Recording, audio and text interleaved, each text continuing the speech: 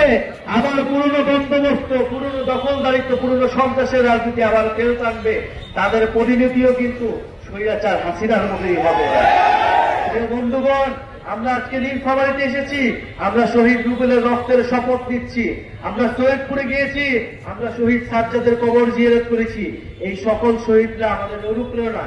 আমরা মনে করি এই মানুষগুলা জীবন দিতে একটা সুন্দর, একটা সমৃদ্ধ বাংলাদেশের জন্য, যে বাংলাদেশে অর্থনৈতিক বৈষম্য থাকবে না, যে বাংলাদেশে আঞ্চলিক বৈষম্য থাকবে না, যে বাংলাদেশে আপনি স্বাধীনভাবে মত প্রকাশ করতে পারবেন, আপনি কথা বলতে পারবেন, আপনার ভাবের অধিকার পাবেন, আপনার খাবারের অধিকার পাবেন, শিক্ষা এবং কর্মসংস্থান পাবেন, আপনি হাসপাতালে গেলে চিকিৎসা পাবেন, আপনি সরকারি অফিসে গেলে আপনাকে দুর্নীতির আশ্রয় দিতে হবে না, দুর্নীতির শিকার হইতে হবে না।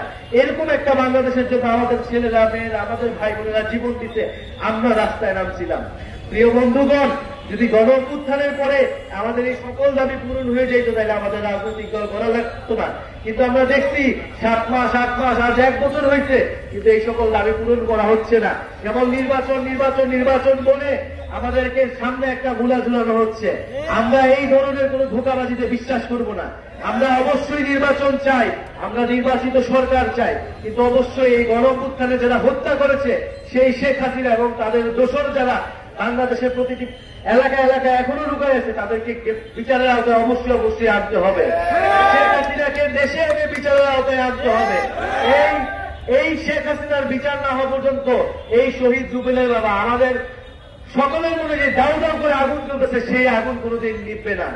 প্রিয় বন্ধুগণ, আমরা বলছি মৌলিক সংস্কার হইতে হবে রাষ্ট্রের, সংস্কারের মধ্য দিয়ে নির্বাচনের দিকে যাইতে হবে। আমরা আরো বলছি বাংলাদেশে একটা নতুন সংবিধান লাগবে। যে আওয়ামী লীগের সংবিধান, যে মুজিববাদের সংবিধান, সেই সংবিধানকে ছুঁড়ে ফেলে দিতে হবে। সেই সংবিধান আপনার আমার অধিকার রক্ষা করতে পারে নাই। সেই সংবিধান আমাদের যখন রাস্তায় মারা হয়েছে, আমাদের যখন গুম করা হয়েছে, আমাদের মানবাধিকার রক্ষা করতে পারে নাই। ফলে সেই সংবিধান, যে সংবিধান জনগণের সংবিধান নয়, সেই সংবিধান রাখার আর কোনো মানে হয় না। ফলে বন্ধুগণ, আমরা পুরো দেশব্যাপী দেশ গড়তে জুলাই পদযাত্রা কর্মসূচি হাতে নিয়েছি। আমরা প্রথমে উত্তরবঙ্গ এসেছি, রংপুর গিয়েছি, গাইবান্ধা গিয়েছি, আজকে নীলফামারী। কারণ আমরা মনে করি যে উত্তরবঙ্গ বৈষম্যের শিকার, এই উত্তরবঙ্গ থেকে আবু সাঈদ, শহীদ রুবেলরা দাঁড়িয়েছিল। ফলে উত্তরবঙ্গের প্রতি আমাদের আলাদা দায়বদ্ধতা আছে। সেই দায়বদ্ধতার জায়গা থেকে আমরা নীলফামারীতে আসছি। নীলফামারীর ইতিহাস অনেক সমৃদ্ধ, নীলফামারীর ইতিহাস লড়াইয়ের ইতিহাস। সেই নীল বিদ্রোহ থেকে আমরা নীলফামারীর কথা শুনি। বন্ধুগণ, এই গণ অভ্যুত্থানের মধ্য দিয়ে আমাদের নীলফামারী জেলায় আমাদের যারা বৈষম্যবিরোধী আন্দোলন করেছেন, আমাদের গণ অভ্যুত্থানে অংশগ্রহণ করেছেন, তারা আমাদেরকে সমর্থন দিবেন, সহযোগিতা করবেন।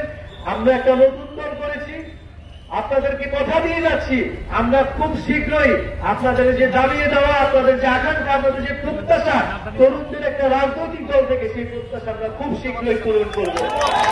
আর এটা ভাবার কোন কারণ নাই যে রাজপথে তৃণমূলে কেবল একটাই দল আছে।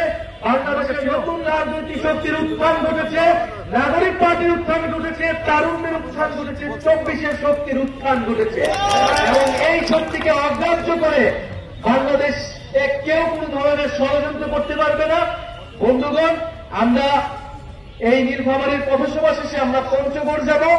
আপনারা আমাদের এই পুরো যাত্রায় আমাদেরকে সহযোগিতা করবেন এবং আমরা 3রা আগস্ট শহীদ মিনারে ঢাকায় বিশাল জমায়েত করব এবং আপনাদের যে সমস্যাগুলোর কথা, সেই সমস্যাগুলো নিয়ে আমরা ইস্তেহার দিব জাতির সামনে যে এইটাই জনগণের সমস্যা। এই সমস্যার সমাধানের জন্য জাতীয় নাগরিক পার্টি নাগরিকের মর্যাদা, ধর্ম, বর্ণ নির্বিশেষে আপনাদের সকল অধিকার, দায়, দরদ এবং বৈষম্যহীন বাংলাদেশ গড়বে, এই প্রতিশ্রুতি আপনাদেরকে দিয়ে যাচ্ছি। ইনকিলাব জিন্দাবাদ।